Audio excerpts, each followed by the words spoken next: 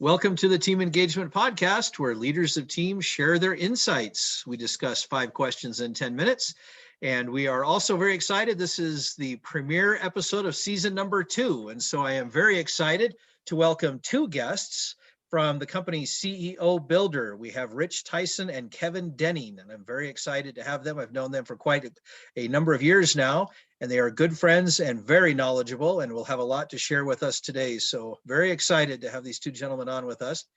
And I'll go ahead and just ask, what other information, Rich, I think you were going to take this one, but what other information would you like the listeners and the viewers to know about CEObuilder? Well, our tagline for CEObuilder is "We build successful CEOs."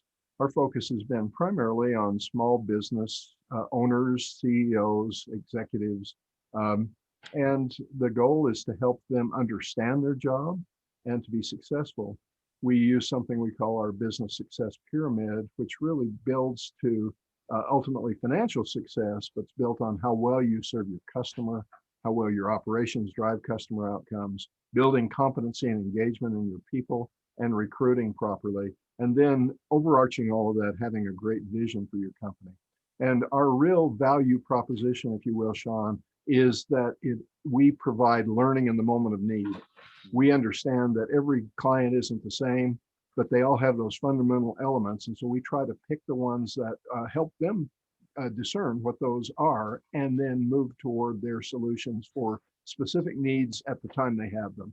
And as a result of that, that's been a very effective model. We're now in our 32nd year of business. We just celebrated 31st anniversary, actually. So that's fantastic. Congratulations on the number of years that you've been involved with this, but also the success that you've had. And I have seen that pyramid that you were referring to, as well as all of the other elements. And it's a fantastic system that you've developed. So well done and congratulations. Thank you. Thank you. Well, let's go on to our first question then. The first question is, could you please share a success story of collaboration within a team? And I think, Rich, you were going to take this first. Is that right? Yeah, I'm happy to do that. The one that came to mind, I've had a number of these over the years, but many years ago, I was a production manager for the Avery Label Corporation, Fortune 100 company. And I facilitated the development of MRP, that's Materials Requirement Planning at Avery. This was in the late 1970s. I brought together a team of 6 very bright people from the plant floor, and they were all women. I got teased for that a little bit. People thought I kind of enjoyed hanging out with the ladies, but it was because they were so smart. And the opportunity to bring them together to collaborate and create something that had never existed to that point was just a fascinating and wonderful team experience for me. I played on a lot of teams over the years, and I think there's some collaboration in baseball, a lot of other things, but this was my most important team experience, and it actually led to what I do today, because I enjoy that role of facilitating discovery of ideas and solutions to problems. And so that collaboration with a team was developed through some facilitation. My skills were largely in that regard. The real smart people in the room were the women. They created the system, but I had a key role in that, and that was a lot of fun for me. That's a great story. Thank you for sharing that. Kevin, what kind of an example or story would you like to share? Thanks, Sean. One thing that comes to mind is a time when I was working as an engineer in a small company, and we had a development team making new product and enhancing existing product and those things. And we made electronic test equipment. And it was a small team, and each of us had our very own unique roles in what was going on. At the time, I did the mechanical and printed circuit board design. We had a hardware engineer. We had an embedded software engineer, and then we had a PC engineer that did the code for the computer. And what was interesting is there was one of each of us, and that was it. That's all we had. But the best part of it was that everybody on the team recognized everybody else's contributions, that they completely respected, gave complete trust and encouragement and credit to everybody else on the team. And one of the things that was most fulfilling for me was the fact that that we always gave credit to each other for what they did and their contributions. Because there was such trust in the group, we were able to do some amazing innovation, product development at unheard of speeds. Everything just worked, and it worked well. And it was because everybody recognized that we all had a role to fill.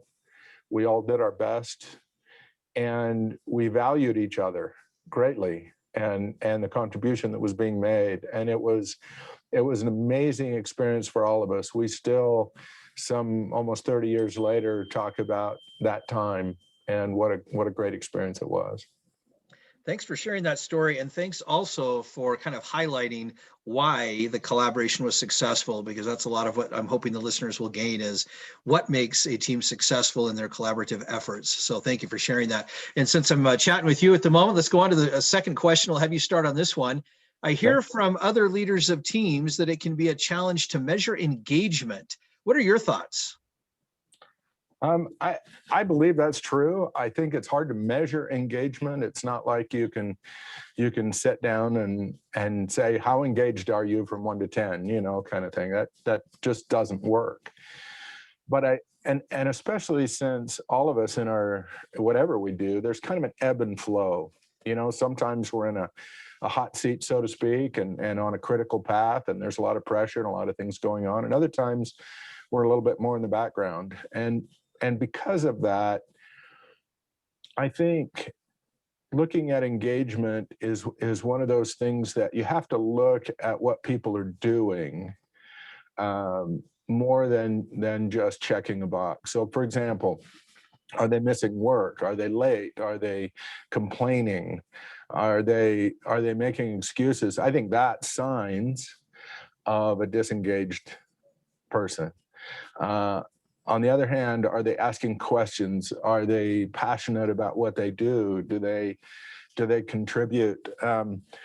Maybe a small, just short list of things that I look at specifically. So, for example, their attitude. Is it a positive attitude? And more importantly, are those that work with them positive about that work experience? I think that's a great indicator of engagement. Are they communicating? Are they talking and sharing both problems and successes and where they're challenged and all that? If they're communicating with others, or did they go dark in the back corner and they're just trying to hide? Do they think about others? Do they care about, just like I mentioned on that great team, are they concerned just as much about everybody else, or are they kind of being self-centered? I think that's a good indicator of engagement. Are they looking to improve things, make them better, cheaper, quicker, things that make a difference to the company? Are they getting better themselves? So are they improving their own skills, their own contribution, their own value as an individual and a person? And probably as much as anything, are they talking up the company? Mm-hmm. In other words, do they share with all their friends what a great place it is, and how what a great place it is to work? And when I get an ongoing list of people wanting to see if there's openings in the company, I know that whoever they're talking to is highly engaged. Those are some great ideas and great lists and symptoms of maybe some struggle areas, as well as some really good reasons and how to measure engagement. Those are great comments. Rich, what would you like to add?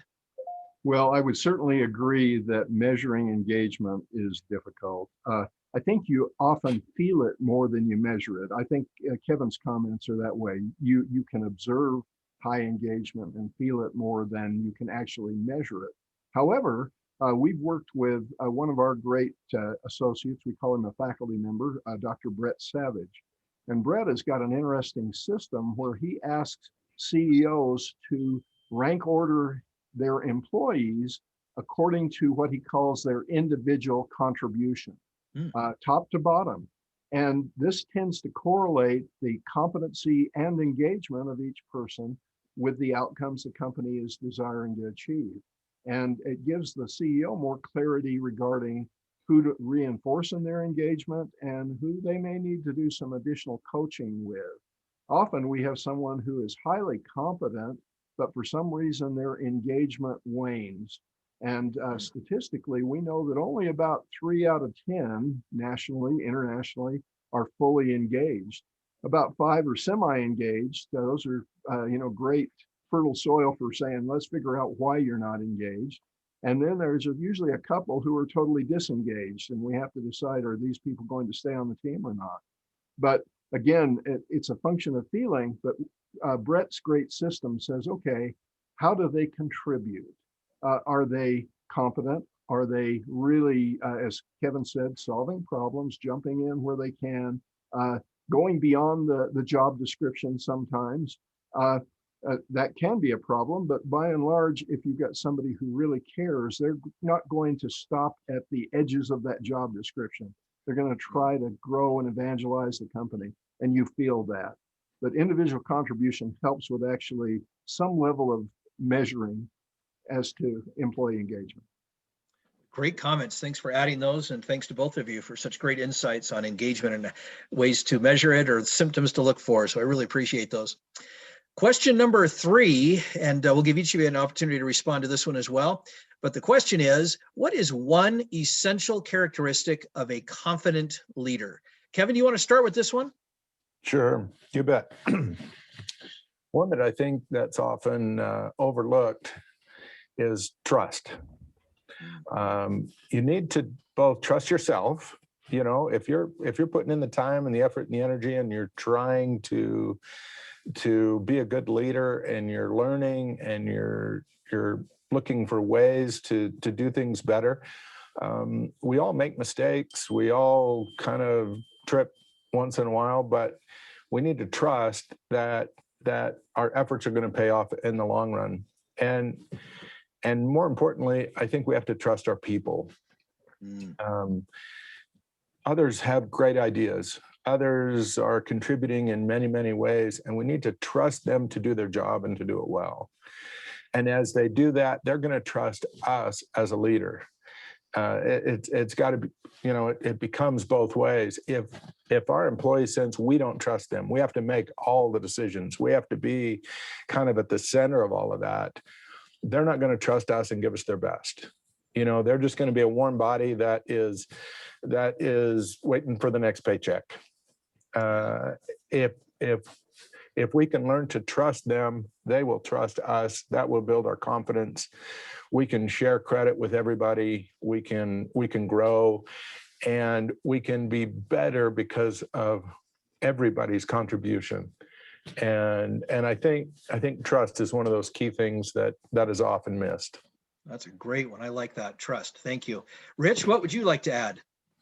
Well, I may throw you a little curveball here.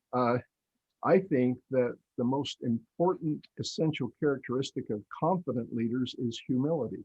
Now, often people will say humility is the opposite of confidence. And our experience is, no, that's not the case. In fact, it is a combination of humility and confidence that creates great leadership. Confidence is certainly important, but that can counterfeit into hubris and pride, arrogance. This becomes a real problem in a leader that thinks they're all that, and I'm the be all end all. I have all the answers. It cuts you off from the input and the strength, the trust, even as Kevin has talked about, of others. And so the best leaders are humble enough to take a questioning and listening posture with their people, encouraging and validating their inputs.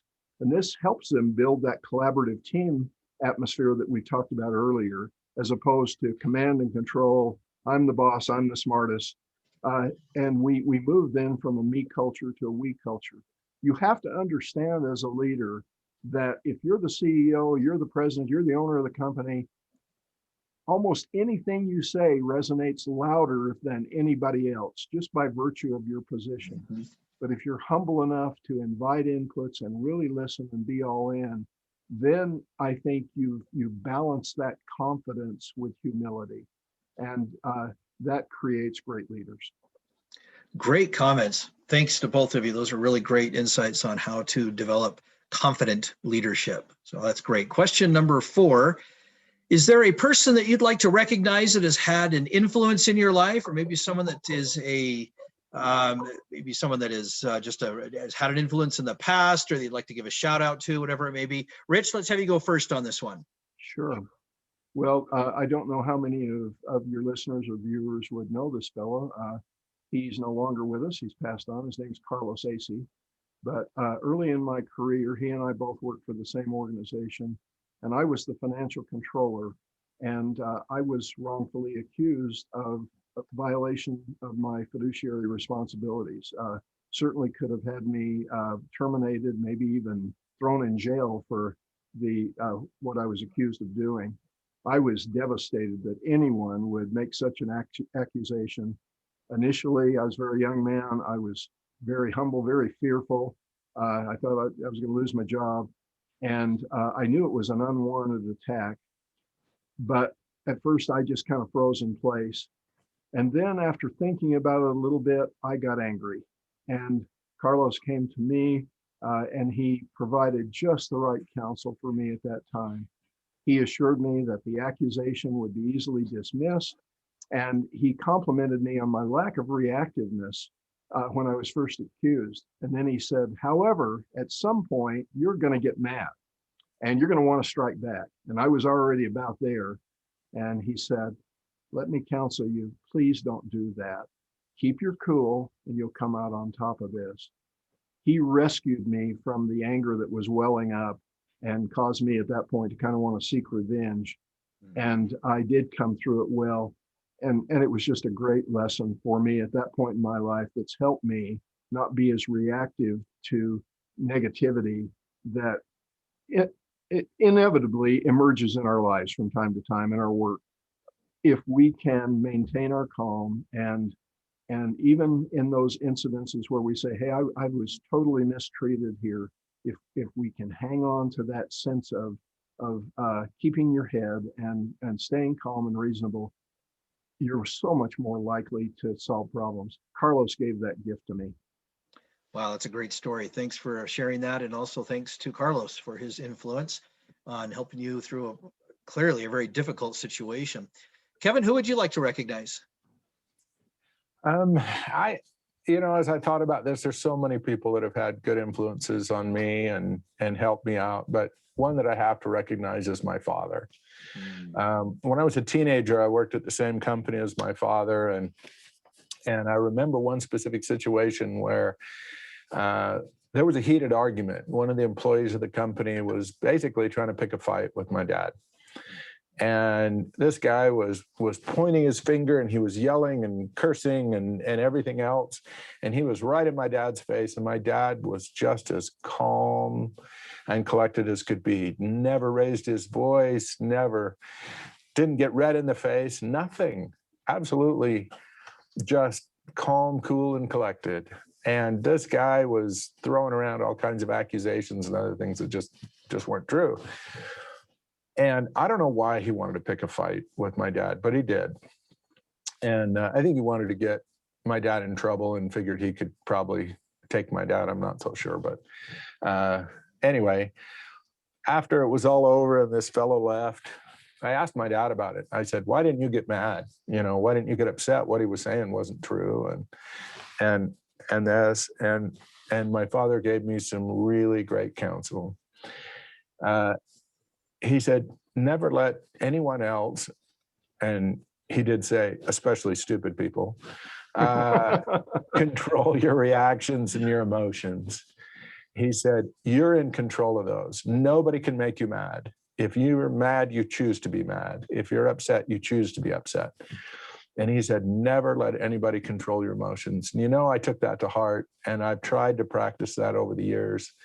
At work, it's funny, people have said, in all the situations and everything that's ever happened, the last company I was with, I was there for 28 years. They said, we've never seen you mad or upset. And I have to give credit to my dad. Now, my kids would argue that point, that they've seen me upset, but it was such great counsel, and it's so true. And I'm totally grateful for that wisdom and that advice. Oh, I love that story. Thank you so much for sharing that. I always love it when people recognize family members, parents, and so on. So thanks for sharing that. Our last question: tell us about your first job. Kevin, why don't you go ahead and kind of continue on with your kind of background story there? But tell us a little bit about your first job. Well, this one is kind of nostalgic in a way. My first job was pumping gas at a Texaco gas station. This was back in the day when I'd approach the driver, ask them what they wanted, whether they wanted fire chief or sky chief fuel. This is back when we didn't use the names of regular and premium. Matter of fact, premium was called Ethel at the time. And I'd ask how much they wanted, and I would fill their car. And while the gas was pumping, I would check their oil and wash their windshield and all those things. And when it was done, if they paid cash, I'd run in and take care of that and bring them change. If they gave me a credit card, and debit cards didn't exist then either, they'd give me a credit card. I'd run in our impression machine, the credit card with the little form that had carbon paper in it and everything. And I would make an impression of their card and take that slip on a clipboard out and have them sign it and give them their copy. And I'd ring it up in the manual cash register. And at the time I was 12 years old and I made 50 cents an hour. Wow. What state was that in, Viney? I'm just curious. That was Montana. Montana? Yeah. Real quick, I don't usually comment too much, but I grew up in Oregon, and I think even to this day, it's still a state where they don't allow self-serve. And so they still have people come out and pump your gas and check all those things. And so I can relate very well to what you're describing. Thanks for sharing that, Kevin. Rich, tell us about your first job. Well, mine's not nearly so nostalgic. It's not necessarily great memories. My first job was picking pickles. Wow. It was a summer gig, and it paid a penny a pound. And of course, pickles don't start out as pickles. They begin as small cucumbers that ultimately find their way into a vat of brine en route to becoming pickles. And you may not realize how many pickle-sized cucumbers it takes to make a pound, but it's a lot. And didn't take me long to figure out that bigger cucumbers would weigh up to a pound a lot faster than their puny nephews. And so, of course, when I marched in with my first sack of big cucumbers, the farm supervisor took one look at my offering and he dumped it into a box marked culls. And he thanked me for helping cull the crop and informed me that I had not picked anything that I would be paid for. So on that first sack of cucumbers, I made nothing. I was disheartened. I returned to a long day of what I describe as back-bending, body aching, sweaty pickle picking. And after about 9 hours, I had made just over $2. So Kevin, my hourly wage was a whole lot than your 50. I quickly determined that this was not how I wanted to make money. So my first day on the job was also my last day on the job. I resigned. In about a week, I secured a high-paying job bagging groceries. There you go. That was it. Oh, that's a great story. I've had a number of guests that have indicated that their first job was a day long, and sometimes that was of their choosing, and sometimes it was not of their choosing. But you are the first pickle picker that we've had, so that's kind of a fun phrase, pickle picker. I like that. So, thank you so much for sharing that, and to both of you, Kevin and Rich, thank you so much for being on the podcast today. How can people find you, or if they want to get a hold of CEObuilder, how can they get in touch with you? Sure. Well, first of all, if you go to our website, it's www.ceobuilder.com, and you'll find us there. We have blogs there, so you can get acquainted with a lot of what we're thinking and talking about, working with clients. There are a number of case studies and just things where you can easily delve in at no cost to you to figure out what we're about. There's testimonial videos and so forth. In addition to that, we have our own YouTube CEObuilder channel. And there you'll see a lot of me. We need to get more and more of Kevin. He has great stories and value to bring, but he's also our technologist that's helping us with all the filming and so forth. So I'm a little more out in front of the camera than he is, but we do this together and certainly work on the content together. So we would love to have you take a look at that CEObuilder channel on YouTube. Please subscribe. We love to have subscribers. And if you have comments, yay or nay, we like to hear those as well. So, but we'd love to have some connection with just about anybody. CEObuilder isn't necessarily for everyone. Often the best ways we get acquainted is we will invite those who are interested to come as our guests to a forum where we bring in strong speakers, what we call MBA level education. Sean has been one of those certainly, and we'll draw on him again in the future. And so we do that. And then also we're happy to do a complimentary coaching session just to see if it fits. We're a community of lifelong learners. And again, we focus in on your specific needs and love to do that. And we have a little bit of business experience. Again, 31 years with this and about 50 years of business experience for me now. I have a Harvard MBA. Kevin also has an MBA, but we don't hang our hat on that. It's all about you as a customer and how we can best help you and zero in on your needs and help fulfill those, get you where you need to be. Fantastic. Thank you very much to both of you again. This is Sean Richards with the Team Engagement Podcast, where leaders of teams share their insights. For more ideas, you can go to teamengagementpodcast.com. Again, teamengagementpodcast.com, and you can subscribe to our YouTube channel as well. Thanks so much for joining us today, and have a great day.